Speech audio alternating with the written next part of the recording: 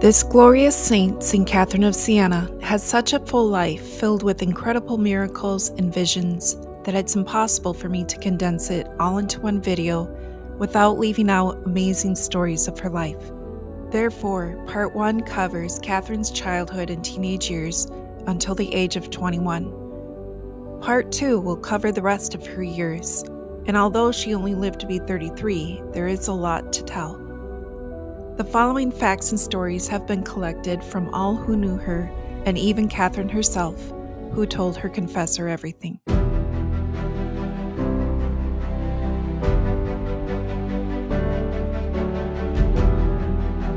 Catherine was born in Siena on March 25, 1347. Her parents, Giacomo and Lapa, had 25 children in total, and Catherine was the second to the youngest. Catherine had a twin sister named Giovanna. Because Lapa could not nurse the two daughters at the same time, she sent Giovanna to a wet nurse and nursed Catherine herself. Sadly, Giovanna died as an infant, and Catherine never got to know her twin sister. Later, Lapa gave birth to another baby girl, whom she named Giovanna, in honor of the daughter that died. In biographies, Catherine's parents sound very strict, but they were also actually very holy people. Not knowing how to handle Catherine's unusually high level of sanctity, they may have not made the wisest choices, but they did the best they knew how. Giacomo is said to have never lost his temper or to use harsh words. Whenever he confronted someone, he would start with saying, "God bless you." For example, Lapa said that once when correcting one of his children for using a cuss word, he said, "Now then, God bless you, don't get excited and don't start using words that are unfitting for human lips." He said this as well to his wife, who did not have his patience in regard to financial trouble due to a man who had ruined their reputation by spreading lies. "God bless you, dearest, let it be. God will show him the error of his ways and be our defender," which ended up being true in due time. Catherine and her mother did not always see eye to eye, and she ended up causing Catherine a lot of suffering. Lapa had a strong personality, however, she had her virtues as well.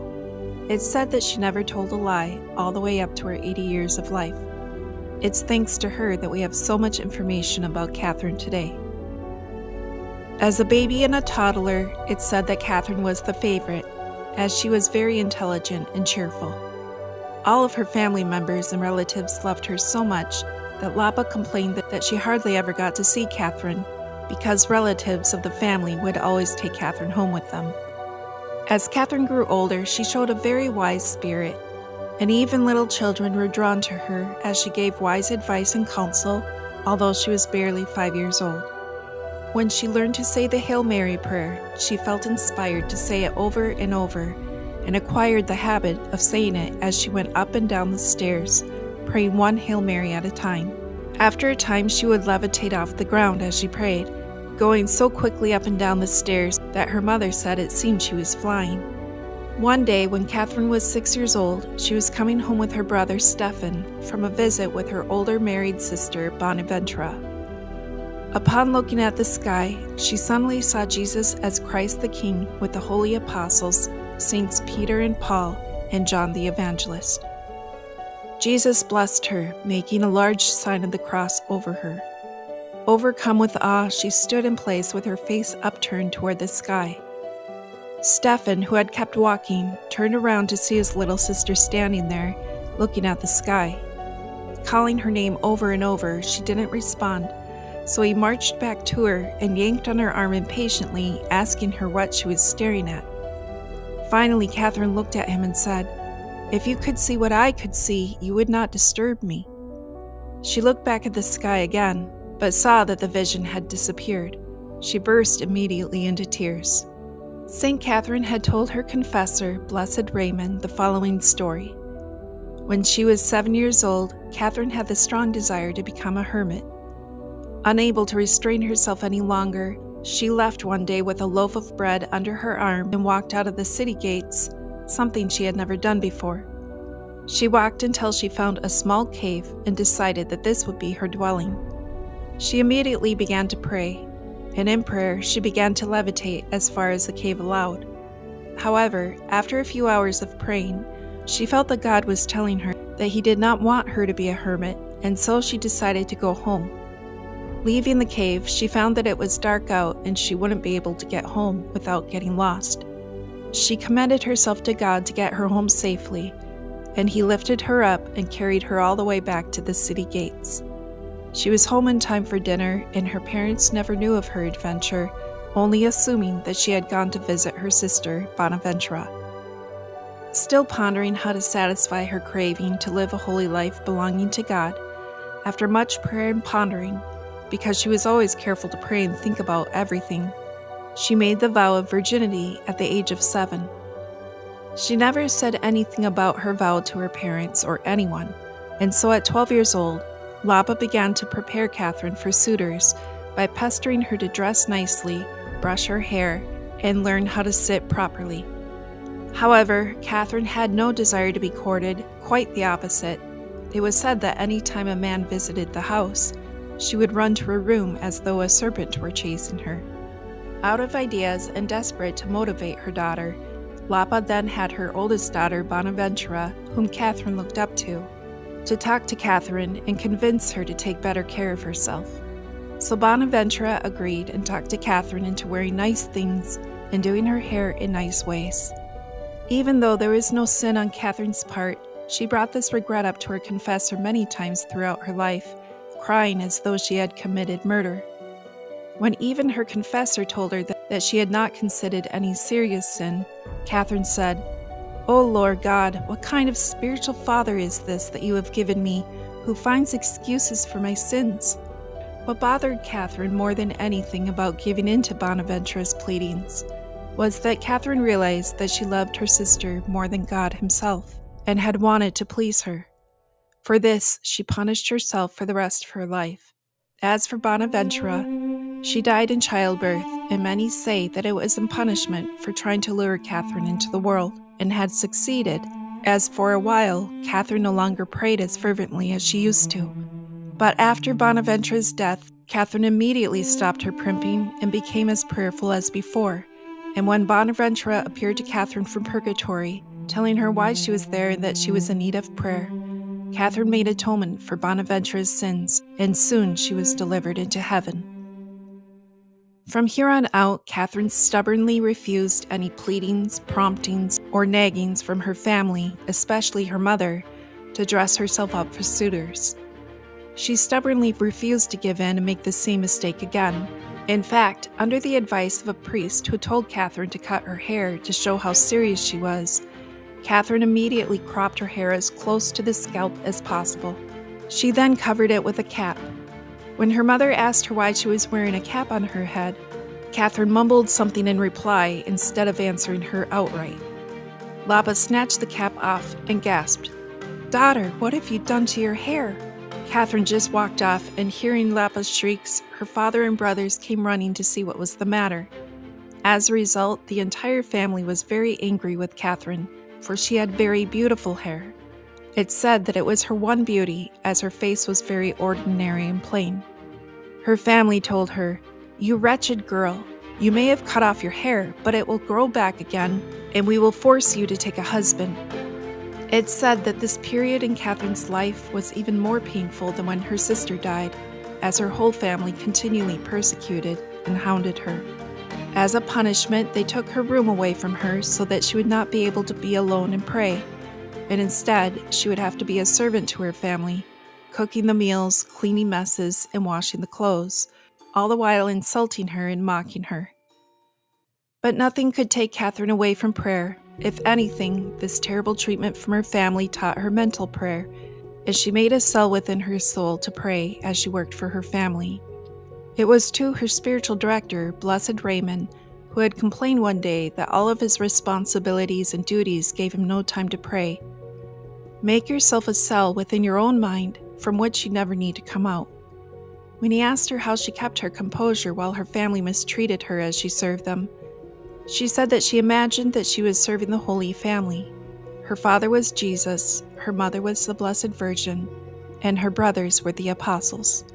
All of this ended when her father walked in on Catherine one day while she was praying in her brother's room. because although she was forbidden not to have a room for herself, no one said that she couldn't pray in an empty room. So when her brother Stephen was out one day, Catherine took some time in his bedroom to pray. Her father entered to get something, and when he saw Catherine praying in a corner, he saw a pure white dove hovering above her head. Upon her father's entrance, the dove flew out the window. When Giacomo asked Catherine about the dove, she said she had no idea what he was talking about. All of this made a deep impression on Giacomo, making him rethink of their treatment of Catherine and forcing her to marry. One night, she had a dream in which Saint Dominic appeared to her, holding the Dominican habit, reassuring her, "Sweetest daughter, take courage and fear no obstacle, for you will put on this habit as is your wish." Catherine was so happy that she began to cry tears of joy, which woke her up from her dream. So encouraged and fortified by this vision, she wasted no time telling her family of her resolve. She called them together and gave them this long speech. "For a long time you have been talking amongst yourself to marry off to some mortal, corruptible man, and though I cordially detest the idea, as you must have been able to see from the number of signs that I have given you, I have kept quiet. But now the time for keeping quiet is over, and I must tell you plainly what is in my heart and what my real intentions are. You must know that when I was a little girl, I made the vow of virginity, and that I promised Jesus that I would never marry anyone but him through all eternity. The more you go on about this, you will be wasting your time, so I advise you to throw all thoughts of an engagement for me to the winds, because I have no intention whatsoever of obliging you in that respect. I must obey God rather than men. Further, if you want to keep me in this house as a servant, I am quite prepared to stay and will willingly do my best to serve you. But if you prefer to cast me out, you can rest assured that I will not deviate from my intention, not even by a hair. I have a rich and powerful husband who will never let me die of hunger, and I am certain that he will never let me go without any of the things I need." To this long speech, her family could only gape at her. And then the tears came. They could not believe that this was Catherine speaking so forcefully and confidently, she who had always been quiet and timid. Her father remembered the dove over Catherine's head and spoke for the family. "God forbid, darling daughter, that we should oppose the divine will from which it is clear your holy intentions proceed. From now on, we will leave you alone to do your holy works and put no more obstacles in your way." Turning to Lapa, he told her, "From now on, let no one upset or interfere with this dear daughter of mine. Let her serve her husband freely and pray to him unceasingly." This ended the matter completely, although Lapa was very vocal with her tears and lamentations. And so, Catherine was given a room to herself where she spent all her time praying and scourging herself. She fasted as well, and started abstaining from meat since she was a little girl, discreetly giving her meat to the family cat. Now, as a teenager, she gave up meat completely, only eating bread, herbs, and watered-down wine. By the time she was 15, she had given up drinking wine completely, drinking only well water. By the time she was 20, she had also given up bread and only ate herbs and water. For the rest of her life, it's said that she had given up eating completely, living off of only the Eucharist. Blessed Raymond himself saw this and said, "It always seemed to me her whole life was a constant miracle, as what was visible before our eyes was impossible." For a bed, Catherine slept on boards and wound a heavy chain around her waist under her woolen clothes. This chain would become embedded in her skin, and near the end of her life, her confessor instructed her to take the chain off for good. She did so, although with much reluctance. She slept for only 15 minutes a night, and then a half hour every other night. She tried even then to not sleep unless her body gave out in exhaustion. She told Blessed Raymond that giving up sleep was the hardest of all. Blessed Raymond attests that even though she barely ate and barely slept, she got all her energy from talking about God. If she didn't talk about him, she became weak and so tired that she seemed almost breathless. But when she did talk about him, she was energetic, cheerful, and able to do vigorous tasks. She would become so engrossed in talking about God that she would go on for hours, and sometimes Blessed Raymond would end up falling asleep. She wouldn't notice this until much later, and then would wake him up saying, My dear man, do you really want to miss things useful to your soul just for the sake of sleep? Am I talking to you or the wall? When her mother found out that Catherine was sleeping on boards, she was so upset and nervous about it that she made Catherine share the bed with her. At first, Catherine tried to gently reason with her, but nothing could calm her mother down, so eventually, Catherine brought 2 planks of wood and hid them under the sheets so that she could still sleep the way she felt inspired to. When Lapa found out about this, she gave up, saying, "I can see you are only becoming more obstinate in your will. Sleep wherever and however you wish." Lapa did not totally give up, however. Because of her anxieties over Catherine's austere life, she wanted Catherine to experience some comfort, so she brought Catherine to the hot baths to soak her tired body. Catherine went along. However, unknown to Lapa, she went to the hottest part of the baths where she scorched her body. She offered this up to God for her sins that she would need to atone in purgatory. Of course, when Lapa found out what Catherine had done, she screamed at Catherine to get out, expecting her to be full of burns. However, Catherine never experienced any burns whatsoever. It was a lesson for Lapa that she couldn't change her daughter, that her daughter was meant for great things, and that she should let her live her life the way God was asking of her. Catherine was soon able to fulfill her dream of wearing the Dominican habit and join the mantelet of the Third Order. Her days were spent in long hours of prayer and penance. When she wasn't praying, she was scourging herself, and when she wasn't scourging herself, she was praying.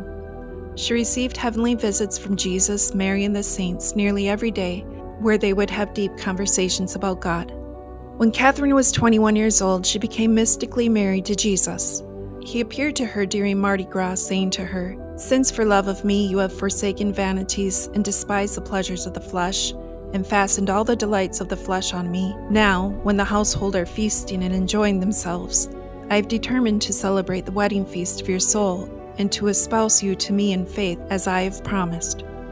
With that, his blessed mother appeared, along with St. John the Evangelist, the Apostle St. Paul, St. Dominic, and the prophet David, who played wedding music on his harp. The Blessed Mother took Catherine by the hand and presented her to her son, asking him to marry Catherine to himself in faith. He graciously agreed and slipped a gold ring with 4 pearls and a single diamond in the middle on her finger, saying, "There, I marry you to me in faith, to me, your Creator and Savior. Keep this faith unspotted until you come to me in heaven and celebrate the marriage that has no end. From this time forward, daughter, act firmly and decisively in everything that in my providence I shall ask you to do. Armed as you are with the strength of faith, you will overcome all your enemies and be happy." No one else was able to see the ring, but Catherine told her confessor that she was always able to see it, just like a regular ring. And here we must end part 1, so stay tuned for part 2, which will be coming shortly.